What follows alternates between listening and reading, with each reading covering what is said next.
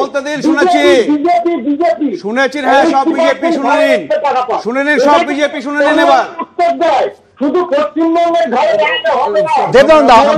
আমি শুনেছি আপনার কথা তন্ময়দা।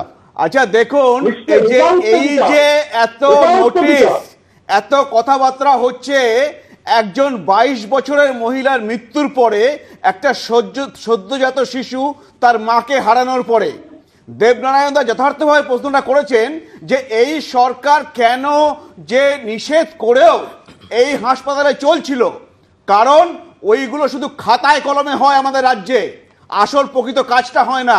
আজকে কর্ণাটকের কথা বলছেন, সেখানে 4 জন প্রসূতি মায়ের মৃত্যু হয়েছে, তারপরে সেখানে সরকার বলেছে সমস্ত সরকারি হাসপাতালে অডিট করতে, দেখতে কোথাও এই স্যালাইন আছে কিনা, যাতে কেউ সেটা ব্যবহার করতে না পারে। আমাদের পশ্চিমবঙ্গে হয়েছে কি?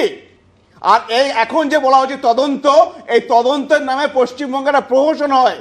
আমরা জানি সন্দীপ ঘোষের বিরুদ্ধে ওই তদন্ত করেছিল টালা পুলিশ থানা, বলেছিল ক্লিন চিট দিয়েছিল। তদন্ত কোন পর্যায়ে রয়েছে অবশ্যই সেই বিষয়ে আমরা আলোচনা করব, তবে তার আগে যেটা আপনি জানাবো যে এই ঘটনার পর 13 সদস্যের মেডিকেল টিম মেদিনীপুর মেডিকেল কলেজে গিয়েছিল এবং এই ঘটনার পর রাজ্য জুড়ে তোলপাড় শুরু হয়েছে। অবশ্যই সেই বিষয়ে আমরা বিস্তারিত তথ্য নিয়ে আসবো বিরতির পর, সঙ্গে থাকুন।